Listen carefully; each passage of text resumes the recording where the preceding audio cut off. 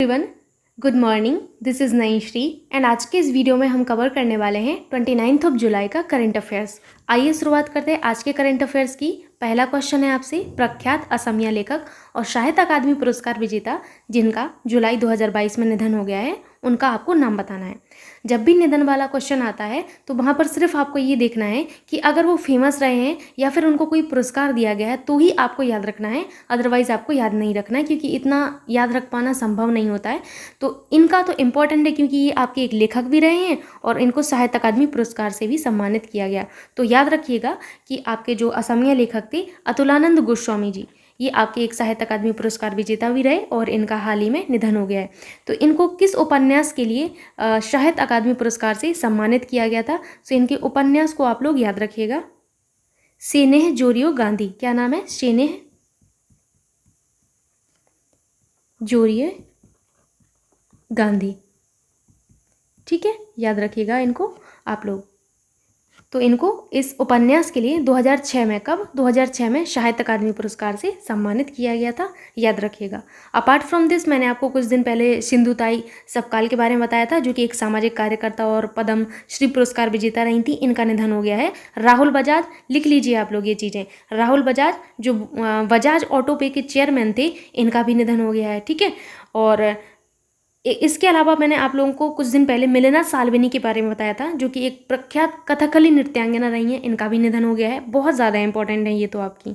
ठीक है, नेक्स्ट है आपका पंडित भजन सपोरी। ये जो पंडित भजन सोपोरी हैं, ये आपके संतूर वादक थे। क्या थे? संतूर वादक थे। इनका भी निधन हो गया है। मूव करते हैं नेक्स्ट क्वेश्चन पर। नेक्स्ट क्वेश्चन है आपसे कि विश्व हेपेटाइटिस दिवस कब मनाया जाता है? वेरी वेरी इंपॉर्टेंट कि हेपेटाइटिस दिवस कब मनाया जाता है। सो याद रखिएगा कि 28 जुलाई को हम क्या सेलिब्रेट करते हैं? विश्व हेपेटाइटिस दिवस सेलिब्रेट करते हैं। So here third option is your correct option. Hepatitis B जो है आपकी लीवर में सूजन के कारण बनता है। किसके कारण? लीवर में सूजन आ जाती है तो वो आपका हेपेटाइटिस का कारण बनता है।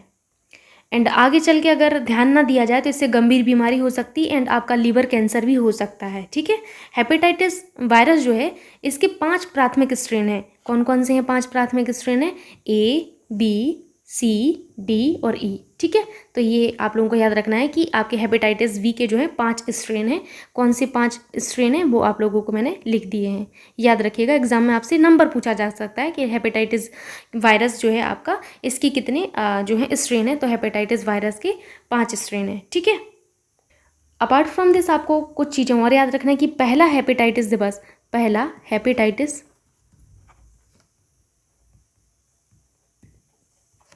हेपेटाइटिस दिवस कब मनाया गया था? तो पहला हेपेटाइटिस दिवस आपका 2008 में आपका सेलिब्रेट किया गया था। याद रखिएगा। और इस बार 2022 की जो थीम रही है, 2022 की थीम आप लोग लिख लीजिएगा, bringing hepatitis care closer to you. क्या लिखना है आपको थीम में? थीम में आप लोगों को लिखना है ब्रिंगिंग हेपेटाइटिस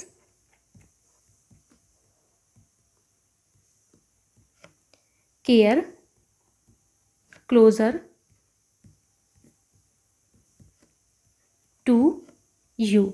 ये इस बार की थीम रही है 2022 की, जो कि आप लोगों को याद रखना है ज़रूर से। एंड यहाँ पर आप लोगों को 28 जुलाई को भी याद रखना है क्या सेलिब्रेट किया जाता है? विश्व प्रकृति संरक्षण दिवस। क्या मनाया जाता है? विश्व प्रकृति संरक्षण दिवस। ठीक, तो विश्व प्रकृति संरक्षण दिवस आपका 28 जुलाई को ऑब्जर्व किया जाता है। मूव करते हैं नेक्स्ट क्वेश्चन पर। नेक्स्ट क्वेश्चन है आपसे कि जुलाई 2022 में किस देश में 300 साल बाद लूलो रोज नाम का एक सबसे बड़ा गुलाबी रंग का हीरा जो है आपका मिला है? वेरी वेरी इंपॉर्टेंट, ये क्वेश्चन पूछा जा सकता है आपसे कि 300 साल बाद किसको अपना लूलो रोज नाम का एक गुलाबी हीरा मिला है? सो याद रखिएगा, अंगोला को मिला है। किसको? अंगोला को मिला है। ये आपकी एक अफ्रीकन कंट्री है। आप लोगों को याद रखना है, ये जो आपका लूलू रोज है, ये आपके कितने कैरेट का हीरा है? तो ये आपकी 170 कैरेट का हीरा है। कितने कैरेट का है? 170 कैरेट का हीरा है। ठीक, एंड अंगोला के बारे में आप लोगों को कुछ चीज़ें याद रखनी है, जैसे इनकी राजधानी कहाँ पर है? तो अंगोला की जो राजधानी है वो है आपकी लुआंडा। एंड यहाँ की जो करेंसी है यानी कि मुद्रा, तो इनकी मुद्रा आप लोगों को याद रखना है कि अंगोला की जो मुद्रा है वो अंगोलन क्वाजा है। क्या है? अंगोलन क्वाजा।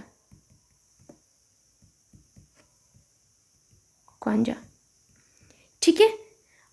और आप लोगों को याद रखना है कि ये आपके किस महाद्वीप में है, तो आप लोगों को इस चीज़ को ज़रूर से याद रखना है कि किस महाद्वीप में आपका ये पड़ता है अंगोला। तो ये आपकी अफ्रीका में, मैं पहले ही बताई, ये आपकी एक अफ्रीकन कंट्री है, याद रखिएगा। मूव करते हैं नेक्स्ट क्वेश्चन पर। नेक्स्ट क्वेश्चन आपसे है कि जुलाई 2022 में किस देश के क्रिकेट मैदान का नाम भारत के महान क्रिकेटर सुनील गावस्कर के नाम पर रखा गया है? वेरी वेरी इंपॉर्टेंट, ये बहुत इंपॉर्टेंट क्वेश्चन है कि किस देश के क्रिकेट मैदान का नाम भारत के महान क्रिकेटर जो सुनील गावस्कर साहब हैं इनके नाम पर रखा गया है। सो आप लोगों को याद रखना है इंग्लैंड। इंग्लैंड के जो क्रिकेट मैदान है, क्रिकेट मैदान का क्या नाम है? ली सेस्टर क्रिकेट ग्राउंड। मैं यहाँ पर लिख देती हूँ, ली सेस्टर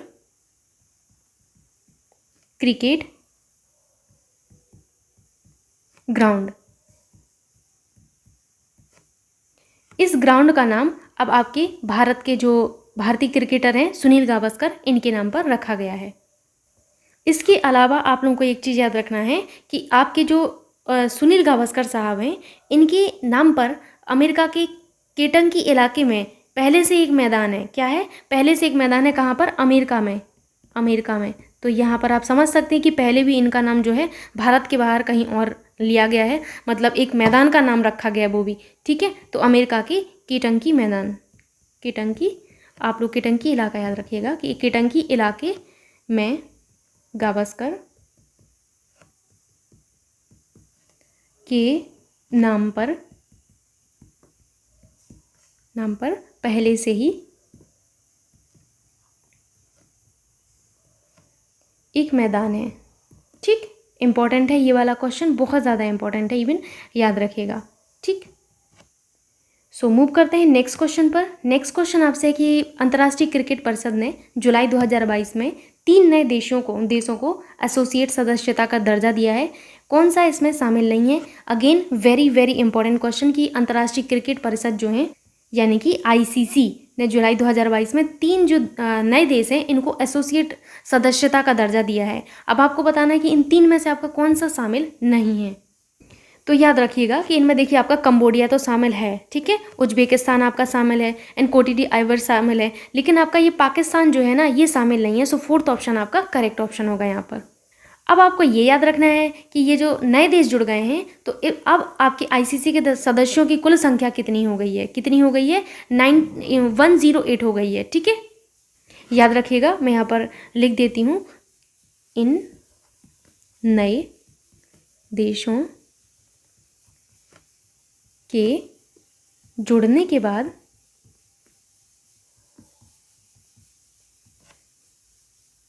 आईसीसी के सदस्यों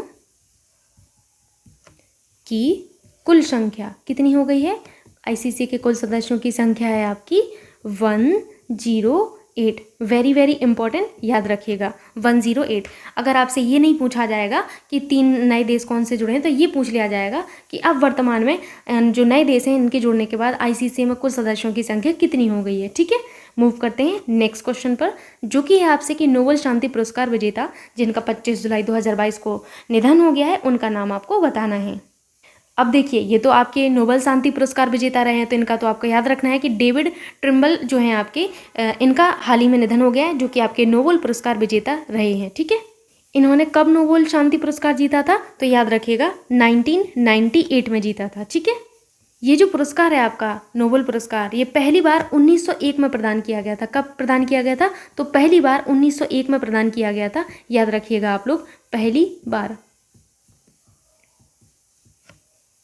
ठीक है। मूव करते हैं नेक्स्ट क्वेश्चन पर, जो कि है आपसे कि पीवी सिंधु और डैश को राष्ट्रमंडल खेलों 2022 के लिए भारत का ध्वजवाहक नामित किया गया है। सिंपल सा क्वेश्चन ये है कि 2 व्यक्ति हैं, ठीक है, जिनको भारत का ध्वजवाहक के रूप में राष्ट्रमंडल खेलों 2022 के लिए चूज़ किया गया है।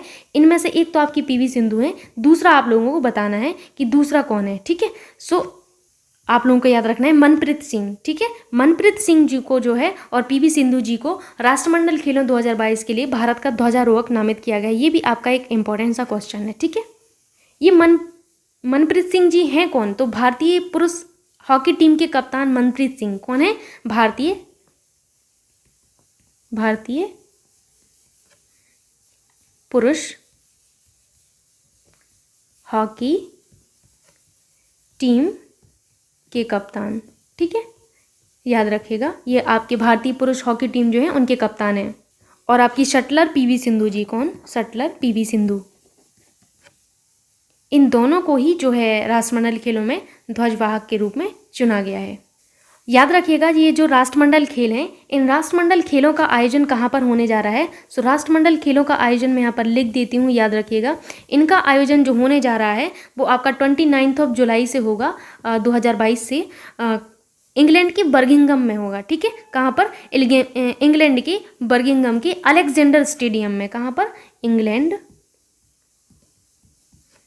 के बर्मिंघम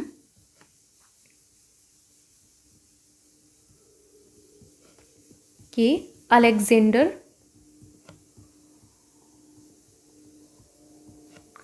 स्टेडियम। तो यहाँ पर राष्ट्रमंडल खेलों का आयोजन होने जा रहा है। याद रखिएगा, आधिकारिक शुभंकर क्या है? तो आधिकारिक शुभंकर भी आप लोगों को याद रखना है, आजकल ये भी परीक्षा में पूछा जाता है। आधिकारिक शुभंकर आपका कौन है? तो आधिकारिक जो शुभंकर है वो आपका है peri the bull. Peri the bull. ठीक है, तो पेरी द बुल जो है आपके बर्मिंघम 2022 का आधिकारिक शुभंकर है। पहली बार राष्ट्रमंडल खेलों का आयोजन कब हुआ था? तो पहली बार राष्ट्रमंडल खेलों का आयोजन 1930 में हुआ था। पहली बार आयोजन,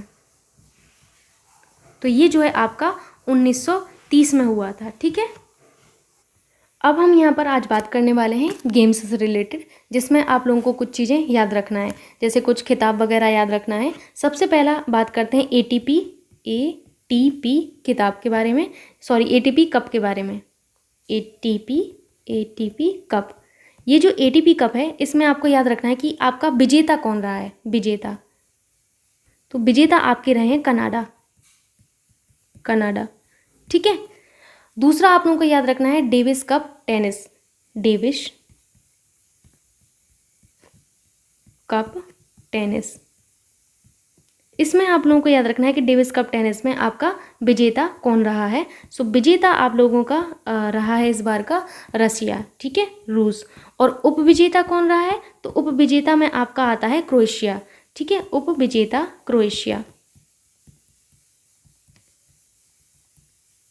ठीक, अब हम आगे पढ़ने वाले हैं ऑस्ट्रेलिया ओपन खिताब के बारे में और फ्रेंच ओपन के बारे में। इन दो को आज हम कवर करने वाले हैं। तो सबसे पहले आप लोगों को याद रखना है ऑस्ट्रेलिया ओपन। ये देखिए, आपसे दो जगह पूछा जाना है, इसीलिए मैं आपको गेम्स से रिलेटेड चीज़ें बता रही हूँ। एक तो आपके करंट अफेयर्स में पूछी जाएंगी और एक आपके जनरल अवेयरनेस में पूछी जाएंगी। जिनको UPSSC पेट एग्जाम देना है उनको मैं बता रही हूँ। ठीक है, तो ये जो आपका खिताब है ऑस्ट्रेलिया ओपन खिताब, ये आपका, इसमें विजेता कौन रहा है? तो इसमें आप लोगों को याद रखना है विजेता आपके राफेल नडाल जी रहे हैं। विजेता, ठीक है, विजेता राफेल नडाल। ये कहाँ के हैं राफेल नडाल? तो ये आपके स्पेन के हैं। कहाँ के हैं? स्पेन के हैं। उपविजेता अगर आपसे पूछा जाए तो उपविजेता कौन रहा है? तो उपविजेता में आपका आता है डेनियल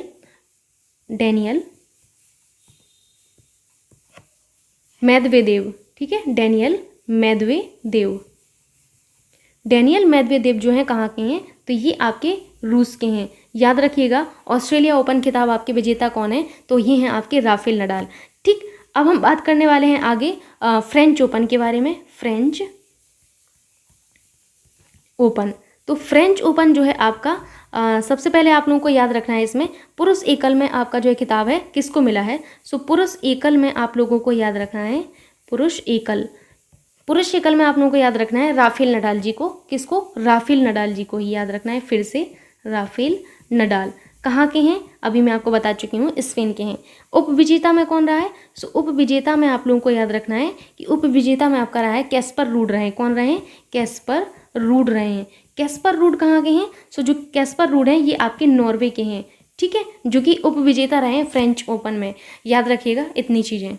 सो आज का करंट यहीं तक था एंड रिवीजन में यहीं आपको पढ़ना था, इतना ही। मिलते हैं नेक्स्ट डे के करंट अफेयर्स के साथ। यदि आपको ये करंट अफेयर सीरीज़ अच्छी लग रही है सो प्लीज़ वीडियो को लाइक कर दीजिएगा एंड और कमेंट कर दीजिएगा। अगर आप चैनल पर नए हैं तो चैनल को सब्सक्राइब कर लीजिए और बेल आइकन को भी प्रेस कर लीजिए ताकि आने वाली वीडियोज़ का नोटिफिकेशन आप तक पहुँच जाए। So thank you so much, मिलते हैं नेक्स्ट वीडियो में, तब तक के लिए बाय बाय, टेक केयर।